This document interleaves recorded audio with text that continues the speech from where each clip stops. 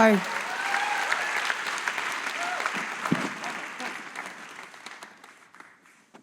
That's cool. Okay. Hi. So what? Really cool that you all came to listen. I will just super quickly say what will happen here.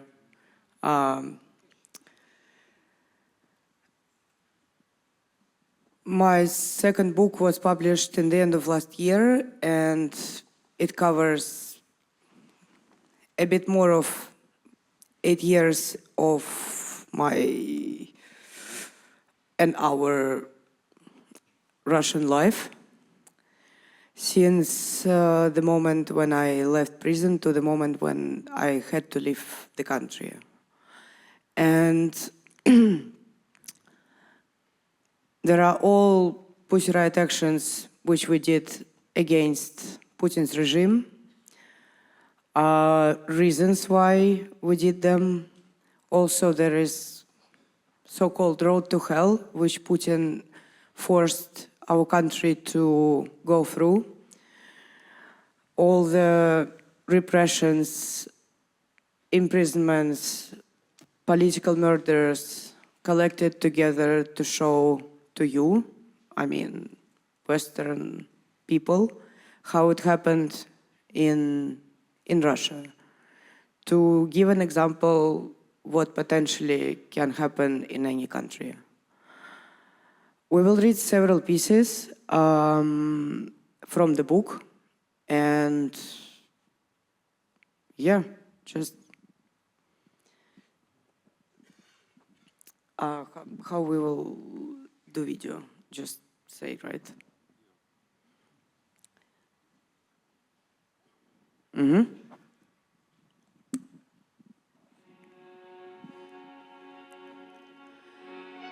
I don't want to live because of the Putin's amnesty.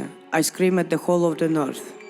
The North, smoking area of penal colony number 2.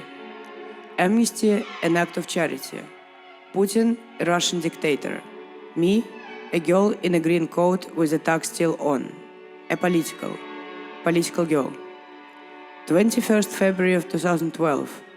We performed the punk prayer Virgin Mary Banish Putin in the Cathedral of Christ the Savior, protesting against Putin's dictatorship and against using the church to satisfy it. They jailed us, Pussy Riot, for 2 years for the desperate scream on the eve of the so-called election for the president of Russia. Convicted: Alyokhina Maria Vladimirovna, born 1988. Article 213, Part 2. Sentence: 2 years. Start of the sentence: 4th of March 2012. End of the sentence: 4th of March 2014. The black Volga arrives at the train station. I get out. 3 large checkered bags, a red pigtail, and my green coat is all that physically left from prison. The loudest criminal case in Russia has spread across the news. The whole world has learned about Pussy Riot. The loudest ones. So, what does the first taste of freedom look like? Come on, we want to know, how does it feel? What are you going to do? What plans? Tell us what your plans are. I need to come up with a plan, to visit the human rights defenders who came to see me in the penal colony, to tell them that I haven't forgotten about what I saw behind bars, that I will not abandon the people who remain there and will tell everyone about them. I need to buy a phone. I set off fireworks near the colony. I promised the girls a display to celebrate. Red splashes against the night sky. Red splashes. The crowd that's excited to meet you at the Moscow railway station today will tear you apart online tomorrow. You're a bad mother. After 2 years in penal colony, you haven't gone straight home to see your son. Would they judge me if I were a man? First time I go home, I'm with the cameraman. just for an hour. I need to go to press conference. I need to say that we are going to fight for the rights of prisoners. The first time I take my son Philip into my arms. He is 6 years old. A photo is taken. Video has been recorded. Mom is nearby, she is anxious. Everyone is worried, me too.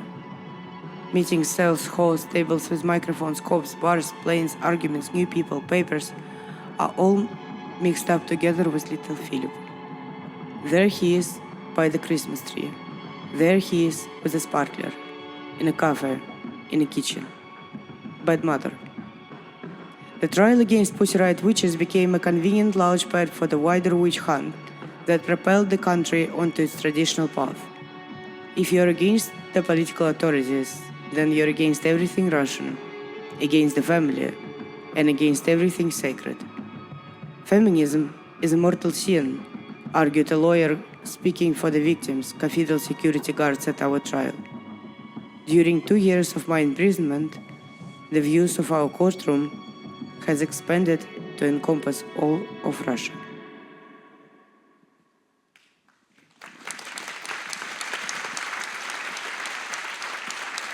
Thank you. So this is kind of very beginning of the book. As you heard, there was an amnesty written for Pussy Riot, and we've been released 2 months before the end of 2 years sentence. That time, Putin tried to play democracy in the front of the West, tried to save the face and say that Russia doesn't have political prisoners, there is democracy, there is elections, there are like anything you want actually. Like all your Western values are here, just come on, come to the games. And somehow everyone ate that. Several days after the end of Olympic Games, the first invasion to Ukraine happened. So basically, Putin took the part of Ukrainian territory, Crimea, and started the war in eastern part. Somehow there was no reaction from the West, no sanctions, no straight no. And what happened afterwards is basically led to the situation which we have now. In 2022, he started the full-scale invasion, and the war is going on for 5th year now. More than 1 million Russian people had to leave the country because of disagreement with current regime, the threat of persecution. People didn't want to give their children to Russian army and Russian schools. And nobody understands when it will finish. So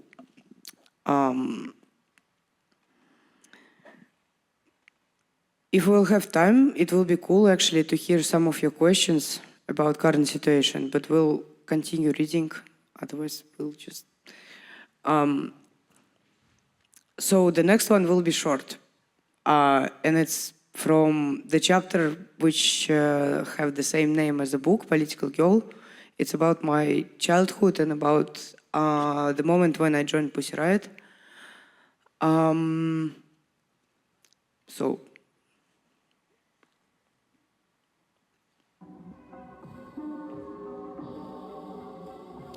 1988, the height of perestroika. In a maternity hospital on the Arbat, my mom Natasha learns that she had a baby girl, me.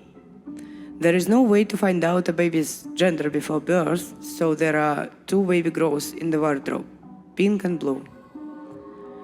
I was born in Soviet Union, a country which was built over 70 years.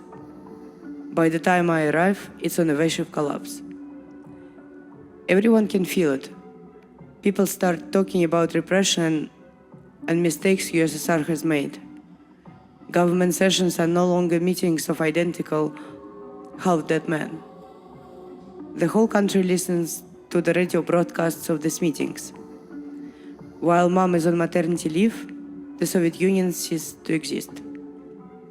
Home economics lessons. The year of 2000. I'm 12. The 21st century has begun. A young KGB officer, Putin, comes to power. The Kursk nuclear submarine sinks to the depths. I'm in secondary school. In the 5th grade, we start having home economics lessons. Boys and girls are separated for the first time. We girls are made to sew oven gloves for the hot dishes. The boys are sent to hammer and nails and make stools. I don't understand why it's happening, for what? Why we need to read books, I understand. Why we need to sew oven gloves, no idea. Why oven gloves? Not your concern. They are telling us that women's place is in the kitchen. A kitchen with oven gloves. I start getting bad grades.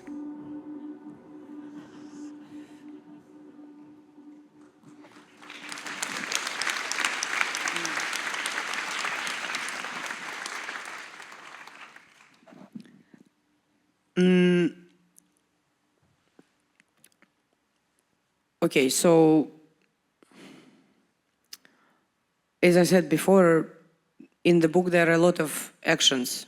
So maybe I should explain what is action.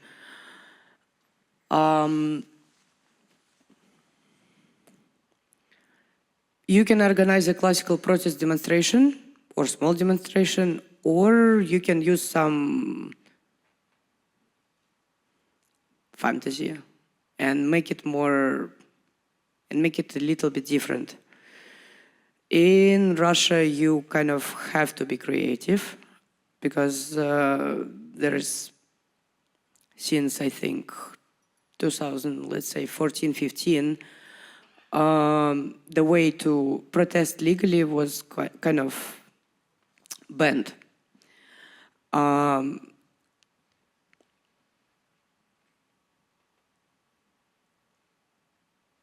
Pussy Riot started in the end of 2011 as a part of large protest movement against Putin's upcoming presidency. But the time was going forward, the climate was changing, and because of that, actions were also changing. For example, after this amnesty, after I was released, we went to this Olympic Games to make an action, and first time there we've been beaten with whips. Then this physical violence against oppositioners continued to grow. So while Putin was annexing and taking territory of Ukraine, inside the country they start to give the green light to physical violence against people who were not agree with the occupation and not agree with current regime in general. Then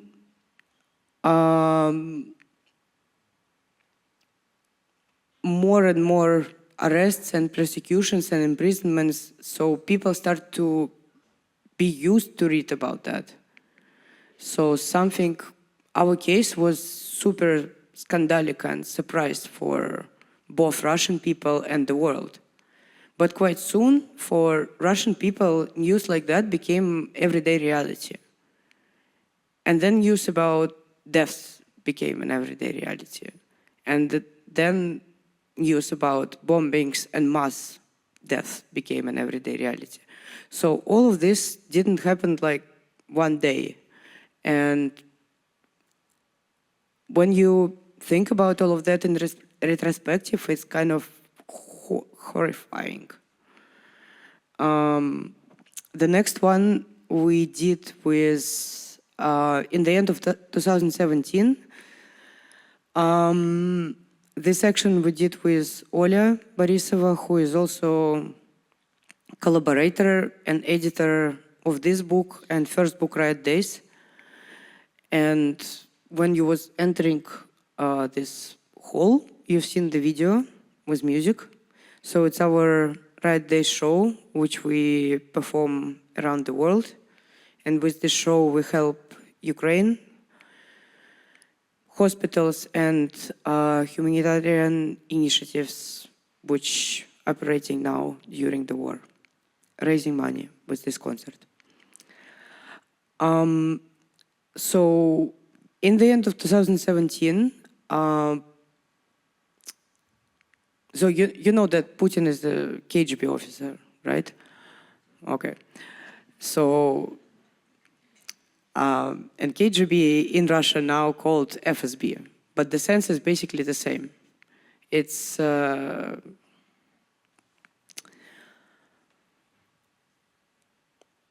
Secret Service, and somehow Putin is very proud that this current Secret Service is a grand, let's say, son of all the secret services from Soviet Union. And basically, during the Soviet Union, more than 5 million people been just kidnapped and executed for nothing. And for all the people who keeping memory about that, this is the tragic chapter of the history. Anyway, Putin decided to make an official government celebration day, the Day of FSB Worker. And in 2017, he decided to celebrate anniversary of 1937, the darkest year,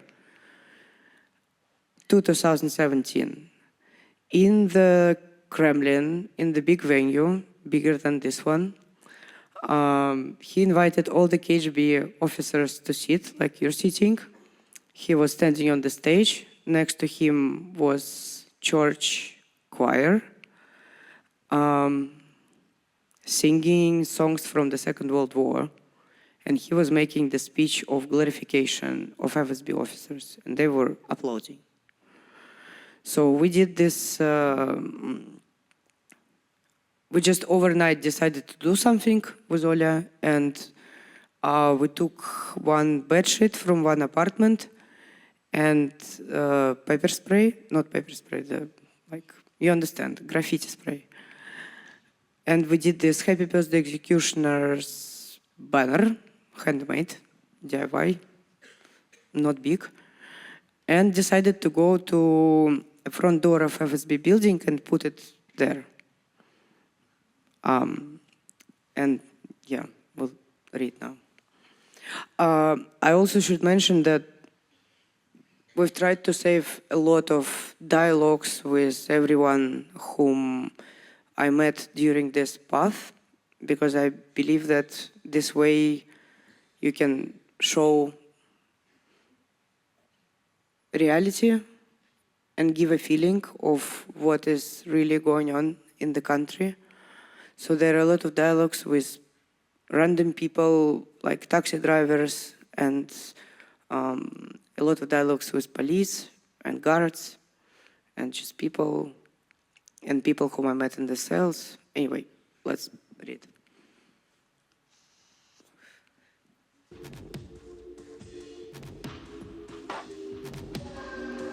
Putin is building a new empire, and it needs a new church. The empire is in its new form is omnivorous. It doesn't care what it has for communion, white or red. The church works according to the logic of KGB playbook: conspiracy, external enemy, fifth column. Happy birthday, executioners. We go to the entrance of grey FSB reception building to congratulate security officers. We're rolling out the shit in the most protected place in the country, and everything seems to be fine.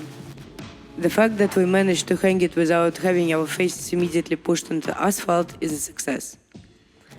It seems to me that the corner is not straight, and I return to fix it.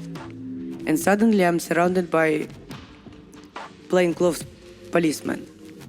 FSB reception. Our white sheet with red letters lays on the floor. Employee asks, "Do you have relatives who were repressed or something?" "I have been in jail myself." "For what?" For the song Virgin Mary Banish Putin in the Cathedral of Christ the Savior, 2 years. That's what, Pussy Riot? Pussy Riot. Well, that's life commitment. We spent the night in the police station. I and 2 photographers who documented an action. I lay looking at the ceiling. I haven't spent the night in the police station before. Various types of prisons, yes, but not an ordinary police station. I really want a cigarette and I ask 2 of the guards to escort me to the yard. We all go out. Snow falls. The only place it misses is under the metal roof of the smoking area. One policeman says to another, I got a bad time, so I went to the church. I ask, and how it was? And he is silent for a long while, and then he says quietly, missed you there.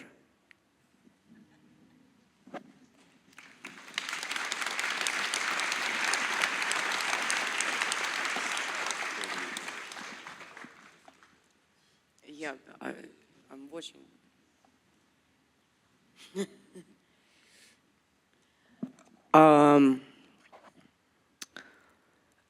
Next one will be also action. This one we did in 2020,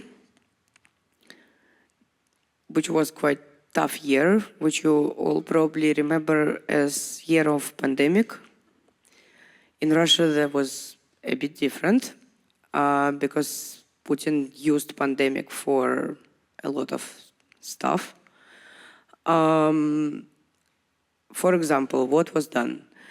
In the beginning of summer, he changed constitution, the main law of Russian Federation, by providing himself a legal possibility to be a president until 2036, at his case forever. Also, 2 months later, FSB poisoned with Putin's order the main oppositioner Alexei Navalny.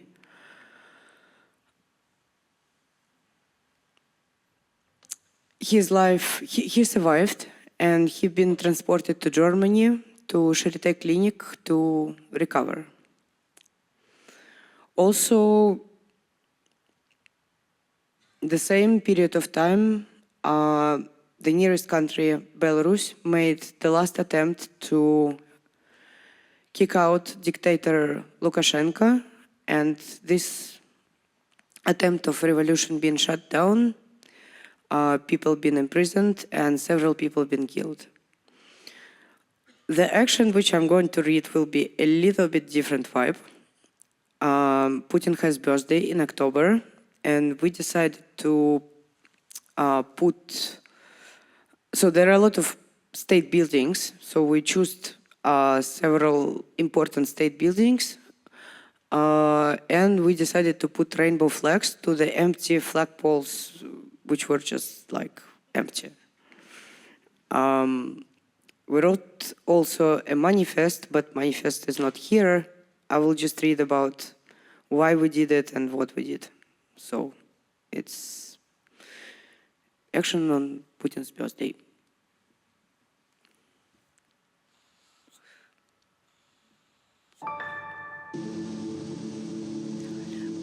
The Soviet Empire has collapsed. A new country, Russia, has failed to recreate itself. If we are not longer an empire, then who are we? If the question isn't answered, we'll end up being the same country, only much smaller. It's offensive. Putin decided to build an identity in opposition to the other. Who do we hate?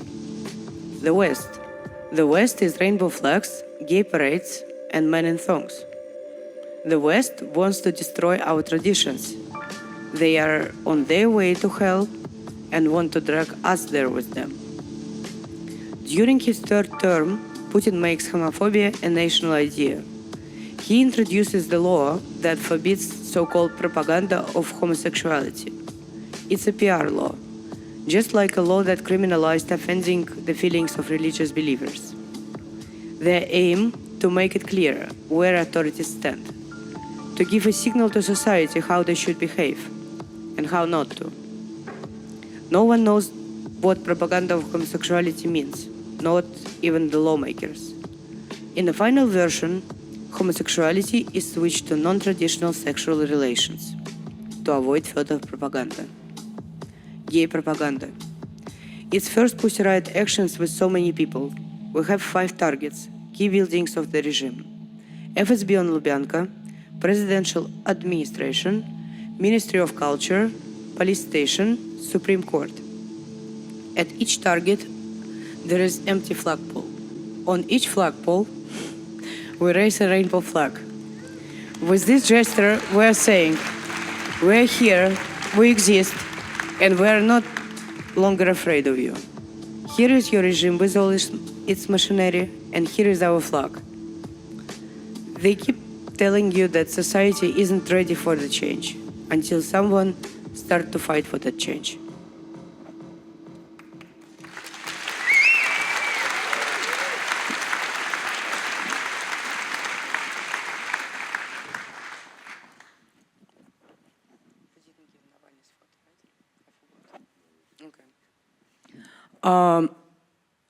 Yeah, there was dialogue in. I sent video without subtitles, but I can explain. Actually, when Russian police detain you and you kind of start to talk with them, and sometimes it's long conversations because it's long drive. Moscow is big city, there is traffic, etc. So you start to ask like, but personally, are you like okay with what you're doing? You understand, you just grab the person for nothing and you will imprison person for nothing. And you kind of know what is going on and like why you're doing this. And the most popular answer is basically avoiding the question. They are saying it's not my decision, I'm just doing my job. I don't make any decisions, I just following order.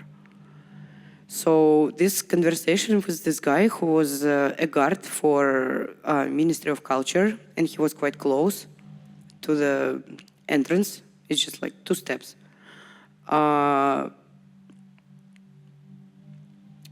He was like asking what you're doing, and basically the answer which was prepared in advance was just we are like community service people, and we decorating this. We've been set to decorate ministry for Putin's birthday.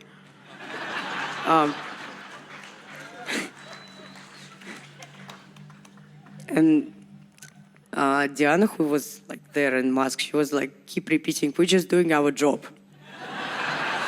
We also don't want that. Yeah.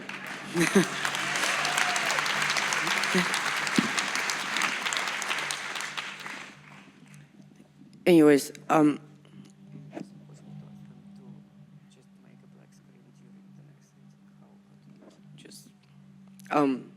so the next piece will be about Navalny, and basically half of this book is somehow related to him because half of this book is my diaries from the second criminal case. So when he announced that he's coming back to Russia, people decided to go and support him. First to the airport and then go to the streets and just go out and do everything we can to show the support to him and to other political prisoners. That was last large protest demonstration in Russia. It was January 2021, basically 5 years ago, a bit more. And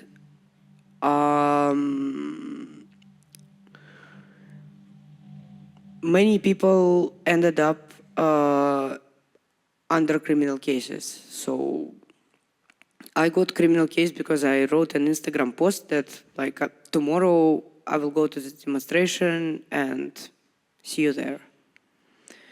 A year and a half under house arrest without any possibility to even like throw the garbage. Plus, they were arresting me and other Pussy Riot members for 15 days. We called it arrest carousels because, I mean, it's quite funny. They usually grab person on the street, put to gray minivan, drive to police station, write a report that this person been resisting to policemen or like saying a lot of fucks on the street. And then bring person to the court, and court write a decision that you will be detained for 15 days. Then you go out, gray minivan is waiting near the gates, policemen go out from the van, grab you from the gates, drive to the police station, and you again said a lot of fucks. And you even didn't have a possibility to open your mouth.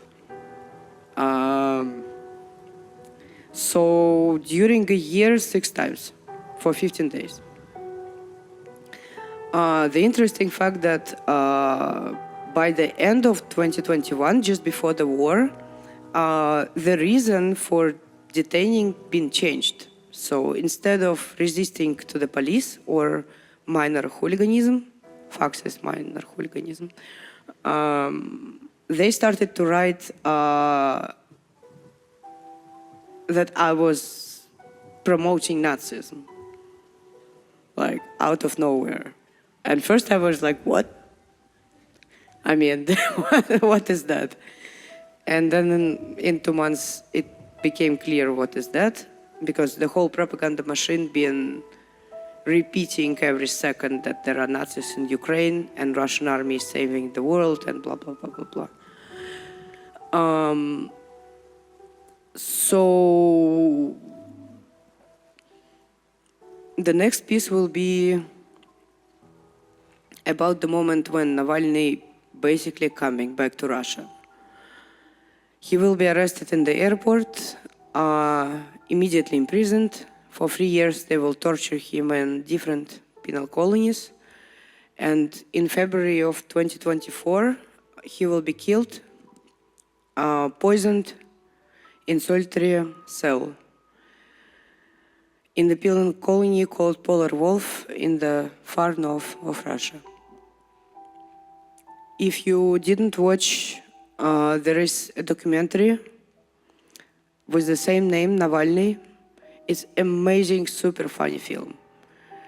Basically, he, with the help of his team and investigator Krista Grozdev, found these FSB officers who poisoned him. And in a central scene, I will give you a spoiler. If you don't want, don't listen. He managed to call them one by one. And they refused to speak with them mostly, but one FSB officer decided to speak. Navalny pretended that his boss, FSB boss, Patrushev, and he was interrogating this officer why the operation failed. And he started to like excuse himself and explain where poison been actually put, why it didn't work, who saved his life, and apologizing and blah, blah, blah.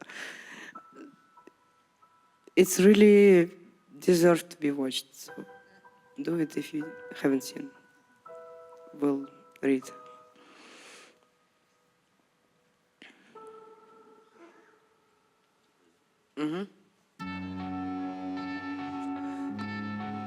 It is snowing. We are eating hot popcorn. It's a little bit like a fairy tale. But we are not in a fairy tale, and sometimes we argue. No one knows what will happen later on.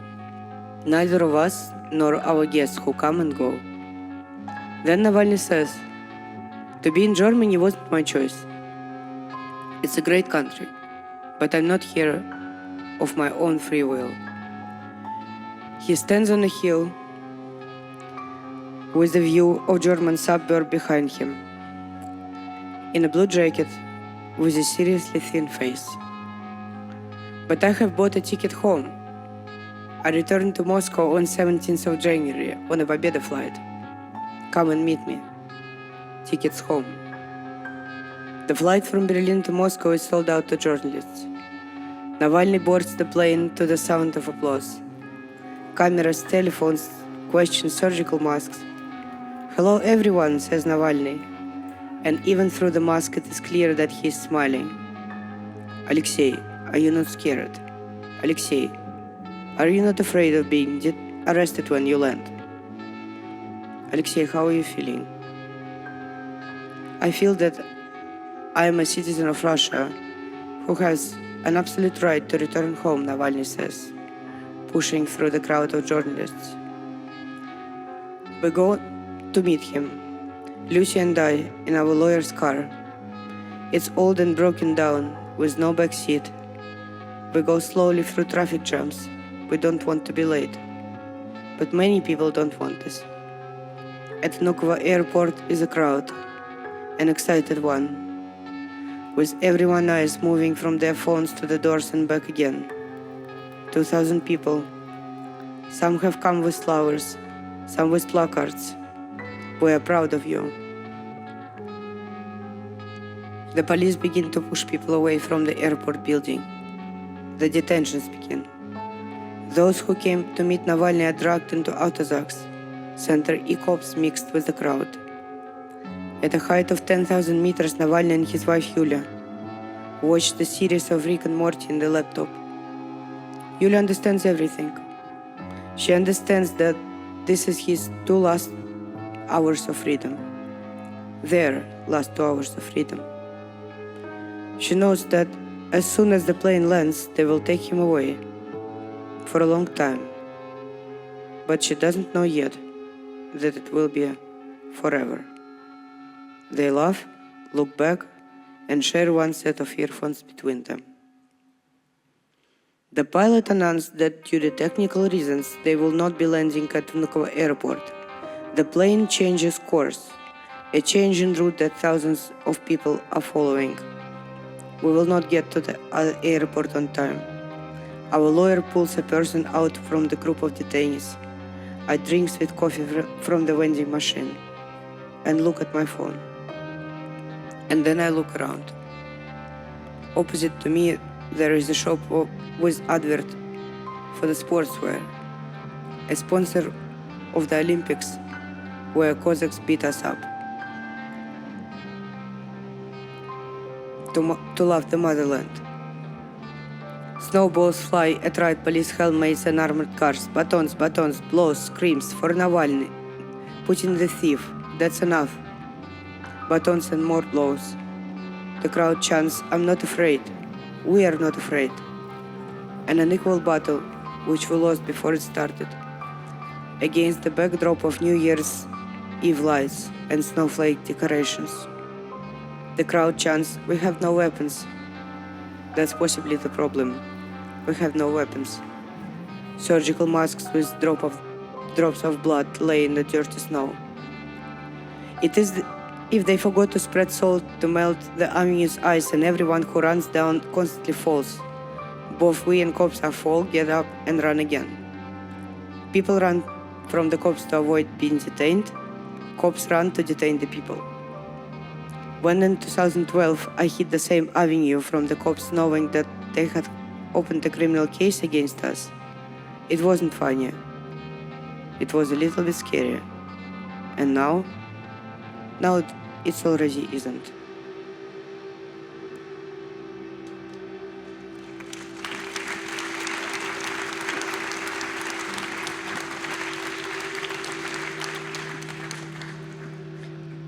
Okay. Well,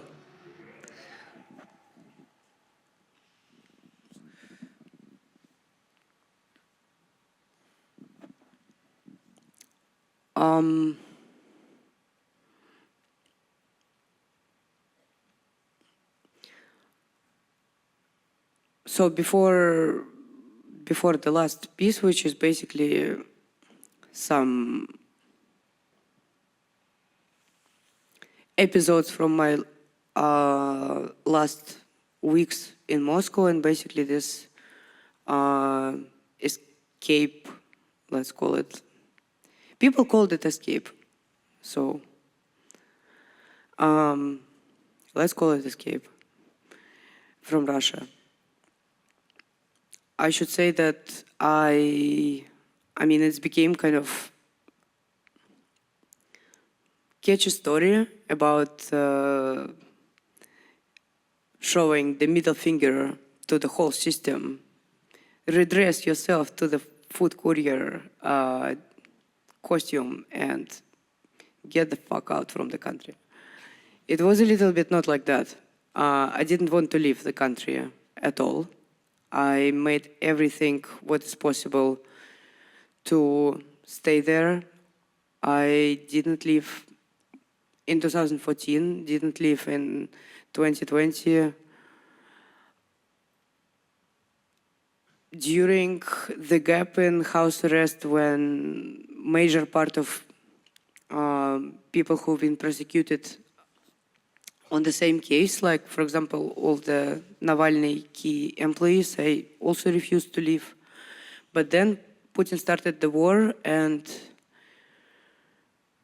I understood that I really want to do something, not just stand on Russian land. I want to help the country which is suffering from mine, so I decided to go.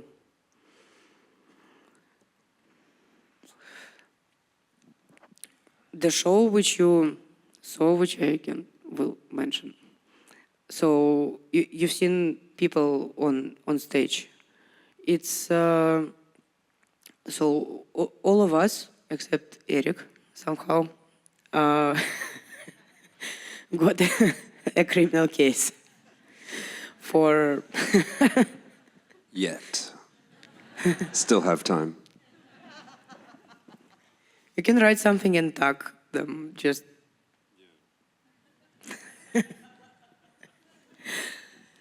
I want undesirable, that's what I want.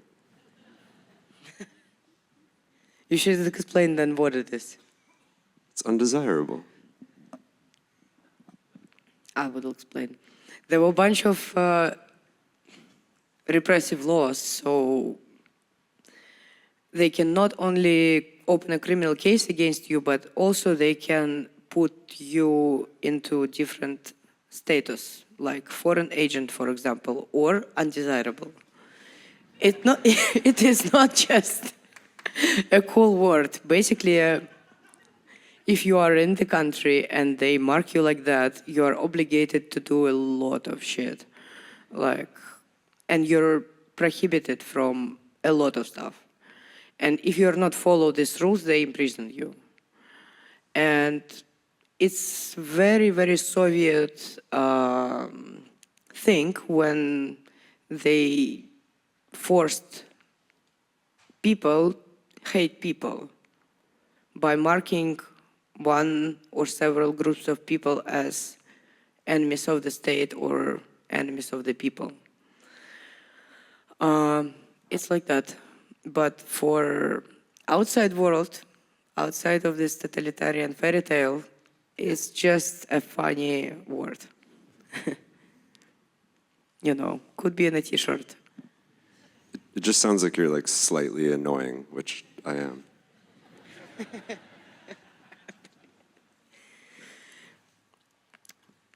Anyway, the last part we'll read, and maybe somehow we can listen some of your questions. I have no idea how you will ask them, but it will be cool to do it. Just informing anyone who hears us. So escape part. It will be a little bit bigger because I just before this particular event decided to make it a little bit bigger.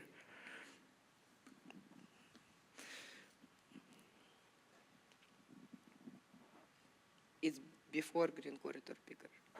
Mm-hmm.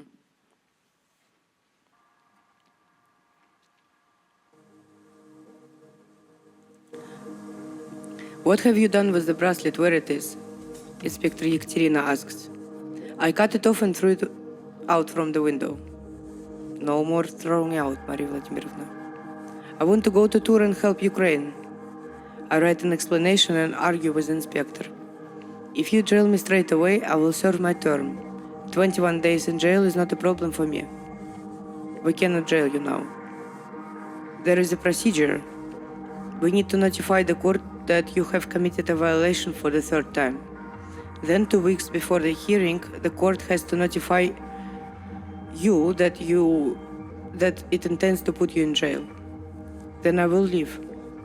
Why you are telling me this? So you will know the truth. Please. I'm scared to leave the house again. I message Mom, she arrives. We get into the taxi. We go to the verdict of editors of student media who've been prosecuted for calls to rallies in support of Navalny. Firstly, to see them. Secondly, see Russia I love. Mom sees that it's important to me and comes with me. Your laces are interesting, says the driver. They are made from napkins. Mom tries to tell me shh when I talk about prison. But I reckon there is nothing to be embarrassed about, so we talk about it. I'm very anxious about leaving. I don't know when to leave and should I go at all. Mom sees opposite to me and listens. This rarely happens. When I go to get passport photos, she is waiting to me in the playground, on the big wooden dachshund dog. I look at her and remember this moment. What do they say in the courtyard? I ask my mom. Every morning and evening she walks there with her dog Nicole and with the dog owners of the neighborhood. They don't talk about the war. At all? Who wants to admit that they are living under new Hitler? Watch and remember. There are 3 days left. Then 2. Then 1. Tomorrow is the trial. The unfortunate trial to change my restriction measures that is driving me crazy. I have to either be present or to go on run. Abandon Russia is an expression for it now. 2 words that do not fit in my head. 2 words that tear my heart. 2 words that make my body shake in the corner. Abandon Russia. Well, have you decided? Mash, you have to decide. What is like? I will accept any of your decision. Just make it. 2 words. I packed a gym bag for the jail and a suitcase for leaving the country. These 2 are the 3rd things which I see every time I walk into the room.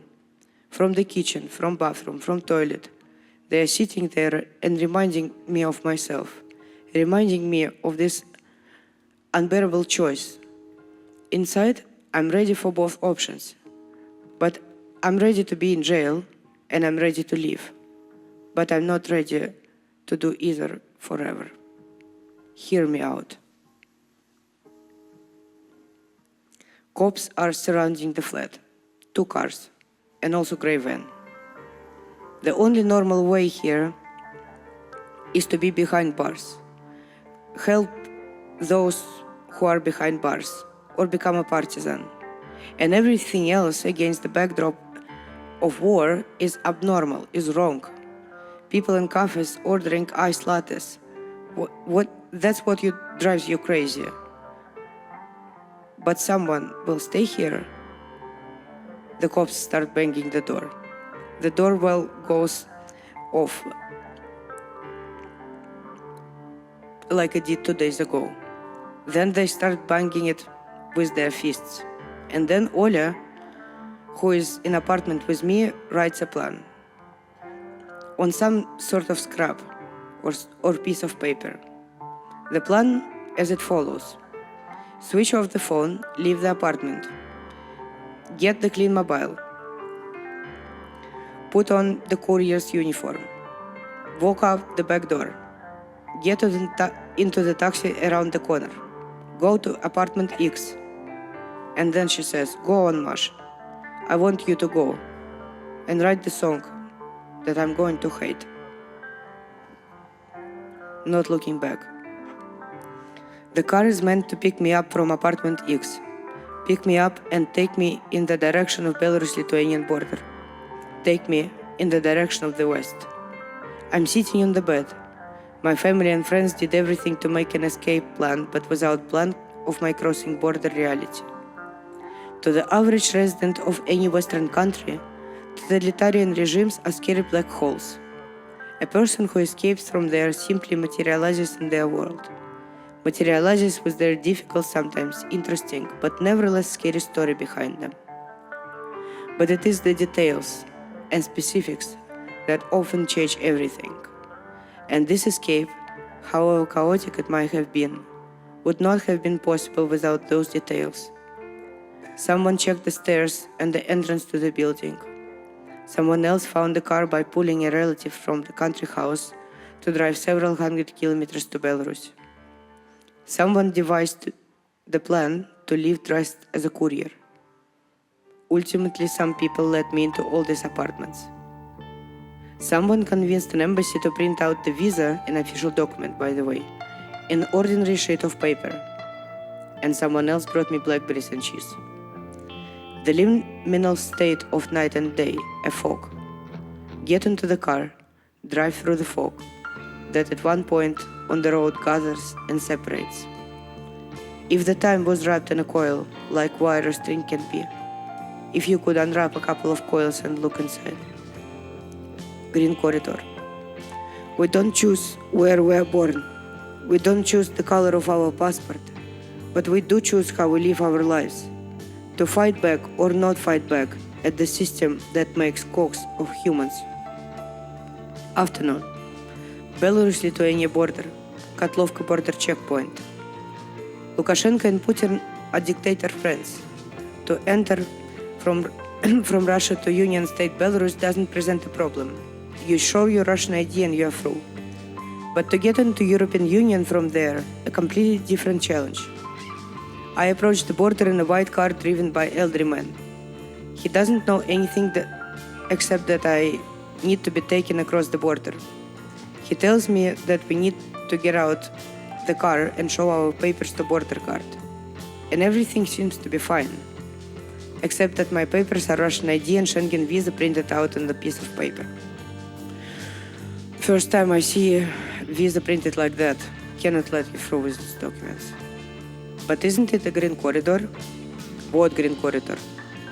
I have no experience of crossing borders without documents, so I think that the green corridor, through which Ukrainian refugees have been entering European Union via Belarus, works for me as well. That the green corridor is like show's guest list. It's just laying on the border guard desk and people who are in just let through. I can explain you everything. I'm Masha, I'm activist from Pussy Riot. They didn't warn that I'm coming? Wait here. Stop filming. The border guard in a warm camouflage jacket ran towards me. Stop filming, it's forbidden. Why? I was just filming myself on pine trees, selfie video. Get your stuff out of the car. I made a long way to get here. People are waiting for me. Please, I can explain you everything. What are you? Russian propaganda? And later there will be pain and screams, indifference and delight. And there will be question, Mom, did you make it through? Stop filming. We will go to the room with old windows. He will give me his warm camouflage jacket and offer me Ukrainian sweets. And then we will not be hurt again. We will fall, get back up, and speak, and show. It's not a movie. Things from the jail bag will move to the suitcase. What is this strange bracelet on your ankle? The girl will ask me on my birthday. In a warm country. Her face will change in a second after my reply. And 1,000 more moments like that. Just take a look at me, I tell the border guard. I really did live through it all. Take a look.